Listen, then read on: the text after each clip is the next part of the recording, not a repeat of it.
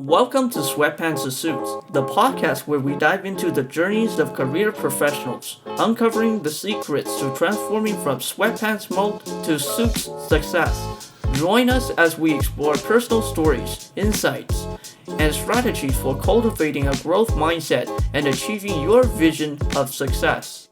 I'm your host, Jerry. Are you ready to up your game? Let's dive in.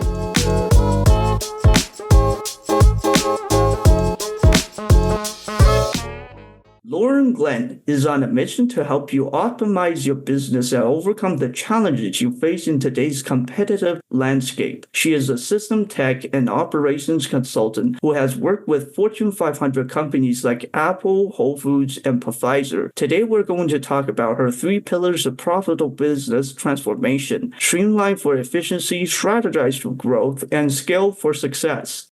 Lauren, it's a perfect day, bright and sunny, perfect for a podcast. How did your professional journey start? Well, first, thank you so much for having me. I'm very excited to be here and talk to you and your audience. So my professional journey started in kind of a roundabout way. I actually majored in lighting design for theater in college and graduated college, realized I didn't like the hours of theater or the brown nosing that was required from theater, all the sucking up that you have to do to get jobs. So I found myself as an office manager of a theater instead and sort of worked my way up through administrative positions, was working for Apple as an office manager, went into business analysis for Apple, and then moved on from there to be a Scrum Master and then an Agile coach with all of those other companies that you mentioned, Whole Foods, Pfizer. And actually moved to Italy in 2022. And I was working for the federal government at the time. And you actually cannot work for the federal government outside the country. So ended up kind of starting my own business when I moved out of the country, coaching. At the time, it was coaching new leaders. And my business has evolved since then from coaching new leaders to now coaching on the systems and operations side, because that's much more of my comfort zone after working with all of those big companies doing the same thing. Wow, you have tremendous experience working with multinational companies and even the federal governments. So now you're a coaching small business owner. What is your approach to overcoming tech adoption fears among small business owners? So a lot of small business owners tend to be afraid of technology because they don't understand it. They feel like there's a lot out there. They feel like there's, so much that can go wrong. And I help them understand that it's not brain surgery. Like, if you do something wrong, usually it's not catastrophic. You can fix it. And that's why we really talk about testing, and we talk about, creating in the corporate world, they call it creating a dev environment or a sandbox, but sort of creating that space where you can sort of test things out and play with them a little bit and see how it goes before you really introduce it to the public. So that's what I work with my clients on, is figuring out sort of what that test environment looks like. How do we get them feeling more comfortable with it? And how do you really accept, helping them accept that mistakes are going to happen. Everybody's human, but it's not usually catastrophic. And we can prevent those catastrophic mistakes from happening at the same time, but really helping people to understand that it doesn't have to be scary, and it can really be a help to you, especially as a solopreneur or a small business owner, to understand the technology and then use it to its fullest extent. Just to follow up with that question, small business owner, do you work with freelancers, or do you work with small business restaurant owners, or a mix of both? So mine is a service-based entrepreneur. So anyone that provides a service to someone else is who I help support. That's sort of where my expertise comes from. So that's where I like to help people. Awesome. Sounds awesome. What challenges do you see small business owners face, and what are some of the remedies?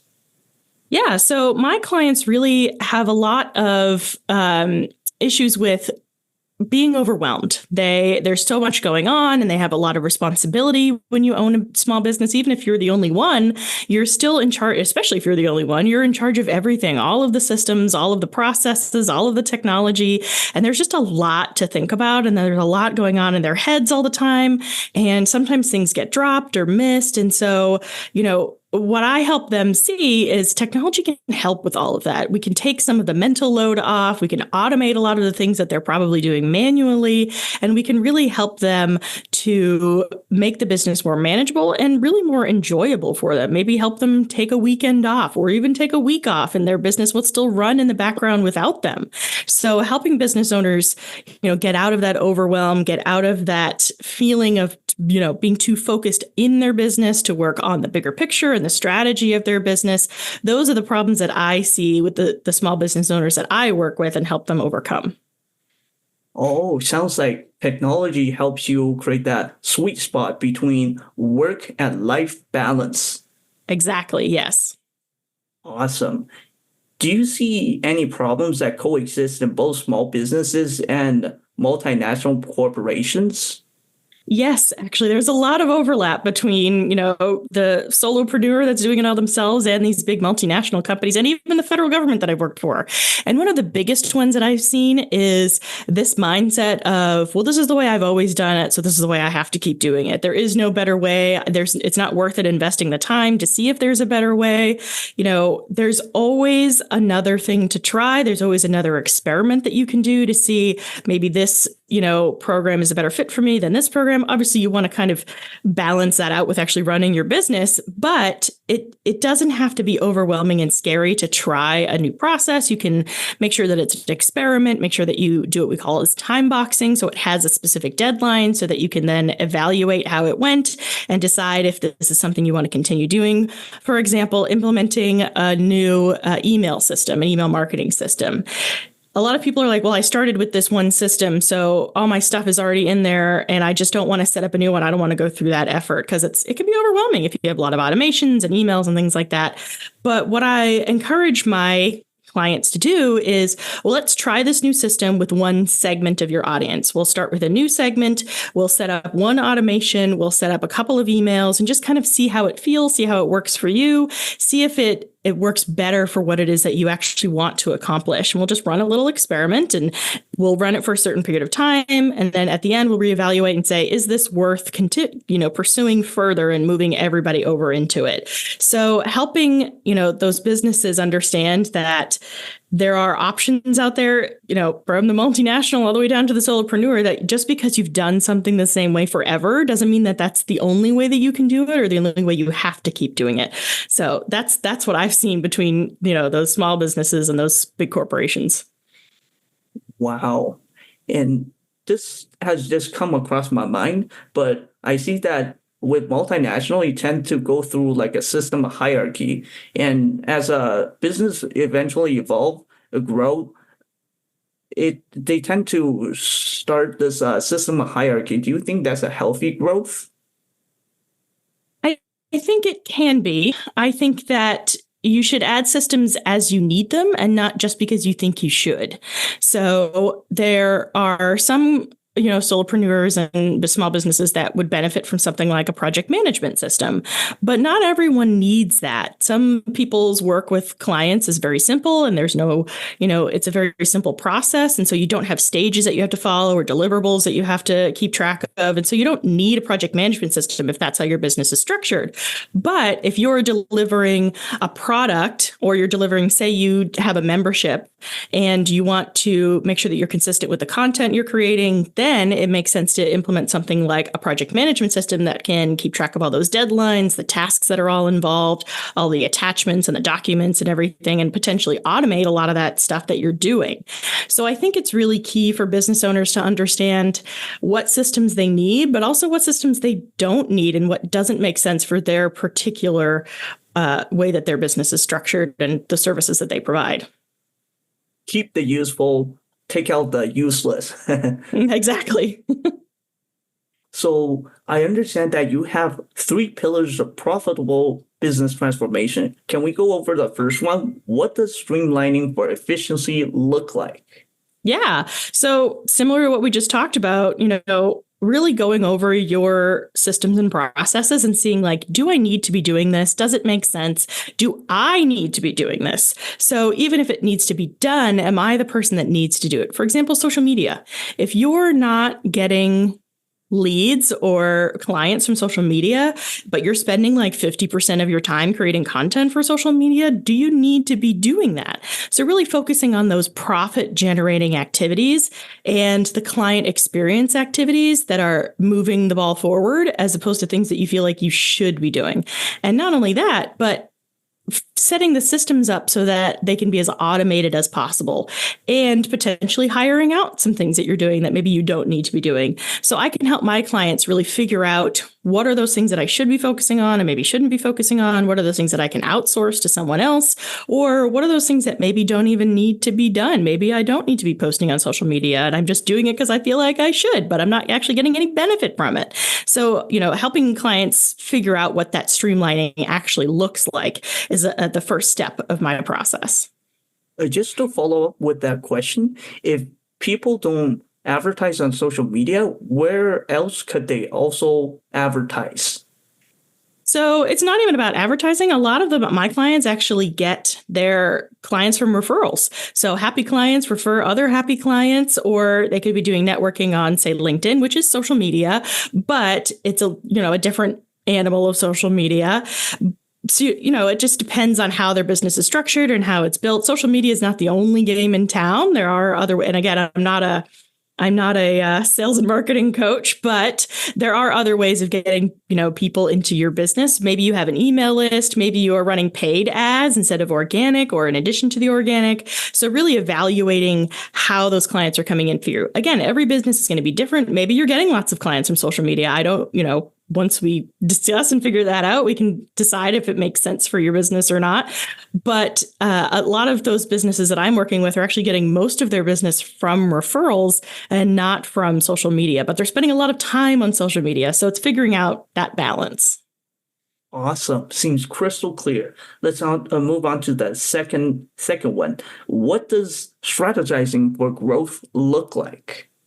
Yeah. So strategizing for growth is making sure your back-end systems are set up and prepared to handle the influx of clients that you're going to get. If you're looking at scaling, if you're looking at taking on more clients than you currently do, then you want to make sure that your systems are set up to support that. So, for example, is your client onboarding sequence automated? Is your request for testimonials and feedback automated so that it's sent automatically halfway through the program, maybe with your client that you're working with? Is your CRM system set up to remind you to follow up with those leads that you're getting in so they're not falling through the cracks and you're missing out on potential income? Are your systems on the back end set up to support the potential influx of clients as you grow? So making sure that everything is set up to talk to each other, it's as automated as possible. Maybe you bring on a VA to help with some of the administrative work. It's making sure that even if you're not scaling yet, that your business systems and your processes are set up to support that when you are ready to start scaling and when your business does start to take off. Usually the traffic flow comes from the website, right? It depends. Everybody's different. Some people get it from social media, like we talked about. Some people get it from their website. Some people get it from email if it's referrals. So it just really depends on what their business's main sort of input is. And then we can build systems around whatever that input is. So if it is the website, then I can help them build it in the back end to support those automations and those systems to actually get the leads in, and then make sure you're following up with them and keeping them warm until they're ready to buy. Awesome. And is there like one big central platform that could also manage your website, your social media, and all that in one big platform? Is there? So there are several platforms that claim to be able to do that. I have not found one that does all of it well. So I try to be really hard to be tool agnostic, because I really want to help my business owners and my clients figure out the tool that works for them, not the tool that I am most familiar with. So for example, if you're a health coach, then there's a specific tool that you need because you need it to be in the US, we have HIPAA rules, HIPAA compliance. So if you're talking about health information, it has to be secure. So you have to make sure that you're using a specific tool for that. One that I've heard is called Practice Better. If you're, for example, a CPA, then you want to make sure that all of your clients' financial information is secure. Another one that I've heard of is Verifile. But these are not, Practice Better a little bit, but they're not all-in-one solutions. Or if they are, they tend to do their core functionality really well, but then the tangential functionality usually isn't great. So you want to make sure that whatever system or systems you're choosing actually works for you at all levels and not just, oh, well, it's all in one and it does everything I need, so it'll be fine. You want to make sure that if it says it does it all in one, does it really do all in one well? That's the key to it. Awesome. Sounds crystal clear. The third one, what does scaling for success look like? Yeah, so similar to that strategizing for growth, where we're figuring out what the systems are. Now we're scaling. We're figuring out, okay, we're setting up all of those systems. We're creating the funnels. We're creating, the internal processes to support that scaling and that streamlining that we've done already. So the scaling for success is where we actually implement everything that we have planned on and talked about. And we go in and set up, those back-end systems and processes to make sure that we are now that we're taking on all of these new clients, we have all these new leads, that everything is running smoothly. And the other thing is we also want to practice our continuous improvement. So we don't just do it once and sort of forget about it. We do it initially, and then we're constantly iterating. We're constantly evaluating. Is this working? Maybe I need to tweak this process here. Maybe I need to change this automation over here. It's not just a set it and forget it, because then you miss out on potential upgrades to the programs, for example, or new systems that come out. So you always want to be not only, running your business, but also checking in and making sure that, systems are still running, you're still doing the best that you can, and maybe there might be better options out there or better ways that you can sort of improve what you're already doing. So checking in on that as well is also part of that process. Wonderful. And can you tell us one of your clients' success stories that implemented these 3 pillars of profitable business transformation? Yes. So I am working with a woman named Yvette. She's also in Canada, and she is an HR strategist. She works with companies to kind of come in. She has a couple different services. She can be a fractional HR, where she just acts as sort of your HR contact, but she also provides training and development services, change management services, where she comes in and helps you evaluate sort of your people problems and fix them, going forwards. So I started working with her when she was really focused on that fractional HR support program. But for her, it just wasn't making a lot of money, and it was really time consuming. She was making, a couple $100s per client, but she knew that she wanted to be making more. She knew that she could be doing more. And so I worked with her to streamline and strategize so that she could set her business up to sort of run with less of her input. So she wasn't doing all the admin work. She wasn't doing all of the fractional HR stuff. She actually hired someone else to come in and do the fractional HR stuff so that she could focus on those bigger clients and the training and development clients, the change management clients, and really take a step back from her business so that she can look at the bigger picture and the strategy that she was using to find and nurture those bigger clients. And while working together, she actually booked a $20,000 training and development client because we were spending that time setting up her business in the back end, making sure that she had those systems in place, making sure that her team was prepared. She has an executive assistant and then a HR admin that works for her, making sure that her team was prepared to take on some of the work that she had been doing and really take that step back and look at the bigger picture, strategize. She went after this bigger client. It was one of the biggest contract she had so far, and she was able to sign on for it. And it has the potential for her to have additional work from not only that client, but also referrals from their partners. It's a large hospital system in Canada. And so she has the potential for referrals from that client to additional clients. So by working together, we really had that chance to streamline her current systems, make sure she wasn't wasting her time on things she didn't need to be spending her time on, strategizing to see, okay, I know I want to go after these bigger clients. What does that actually look like day to day? What do I need to implement? And then actually doing the scaling, implementing those systems, delegating some of her work over to her contractors that she's working with. So she really sort of embodies this whole process of the dream outcome of she booked that bigger client because she had all of those systems and processes in place to be able to take a step back, not be so overwhelmed, look at the bigger picture, and really go after her dreams. Wow, $22,000 client. Mm-hmm. And if the audience wants to reach out to you for your services, where can they find you? Yeah, so I am in a couple of different places. I mostly am active on LinkedIn. So Lauren Glynn is my name on LinkedIn. Last name is spelled Glynn. I know some people want to spell it with an E or an I, but it's a Y. And I actually have a free offer for your listeners. If they want to have their own free profit optimization kickstart session, which is where they get to sit down with me for up to an hour and we talk through their systems and processes and figure out where they have the opportunity to optimize, where they have the opportunity to implement new systems. They can get that at laurenglynn.com/profit. Again, totally free, just an hour of my time where they can pick my brain and I can learn about their business and we can come up with some solutions for their business together. Wow, thank you so much, Lauren. Thank you so much for the opportunity to interview today. And I'll definitely link those websites and your LinkedIn profile to the description so the audience can find you easier. Thank you so much. It was an honor talking with you. Great. Thank you so much for having me.